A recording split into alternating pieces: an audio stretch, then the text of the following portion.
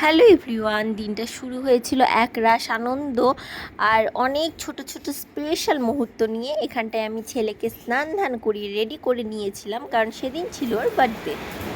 Happy birthday, happy birthday. আর এই দিকে সকাল থেকে রান্না বান্নার প্রস্তুতি নিয়ে নিয়েছি আমি আর আমার মা।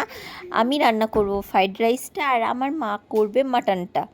আর সত্যি কথা বলতে মাটনটাও খুব সুন্দর হয়েছিল, ফ্রাইড রাইসটাও হয়েছিল, যদিও বা ওটা আমিই রান্না করেছি তাও। আর এদিকে মা মেজে নিচ্ছিল বাসনগুলো, আর আমার ছেলে তো ভীষণ খুশি, ওর তো আনন্দের শেষ নেই। আগের দিন যা চেয়েছে তাই পেয়ে গিয়েছে হাতের কাছে। তারপর সুন্দর করে 5 রকম ভাজা তরকারি যা যা ভালোবাসে সেগুলো দিয়ে থালাটা সাজিয়ে খেতে বসিয়ে দিয়েছিলাম। একে একে সবাই আশীর্বাদ করছে, ওর 2 দাদু, দিদুন, ঠাম্মি। আর সত্যি কথা বলতে সবাই যখন একসাথে সময়টা কাটায়, সময়গুলো, জিনিসগুলো, মুহূর্তগুলো আরও বেশি স্পেশাল হয়ে যায়। এখানটায় আমি আর সৈকত ছেলেকে আশীর্বাদ করলাম। তারপর মিঠি রানী তো আছেই, ওর দাদাকে একটু আদর করে দেওয়ার জন্য। এখানটায় একমাত্র আদরের দিদি ওকে আশীর্বাদ করছে। আর এই যে পিপি পিপি ওকে আশীর্বাদ করে নিল। তারপর ছেলেটা বসে পড়লো খাওয়া দাওয়া করতে। যদিও জন্মদিনের দিনও ওর শরীরটা একটু খারাপ ছিল, তেমন কিছুই খেতে পারেনি। তাই সন্ধেবেলায় ওর জাস্ট কয়েকটা ফ্রেন্ডসদের আমি ডেকেছিলাম, যাতে ওর দিনটা আর একটু সুন্দরভাবে কাটে।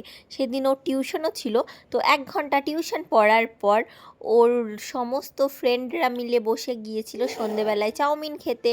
তারপর ওর পাপা নিয়ে চলে এসেছিল কেক। আর আমাদের এই ছোট্ট মিঠি রানীর সুন্দর সুন্দর এক্সপ্রেশনগুলো যদি আমি এই ক্যামেরা বন্দি না করি, তাহলে তো মনে হয় আমার ব্লগটাই আধা আধুরা থেকে গেল। আর কেকটা আনা হয়েছিল হোয়াইট ফরেস্ট, যেটা বাচ্চারা খুব পছন্দ করে।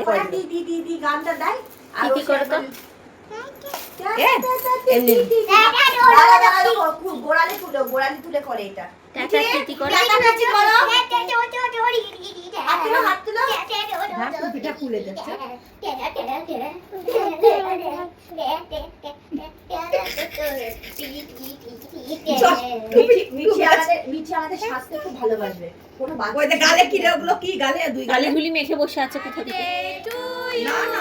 Happy birthday, happy birthday to you.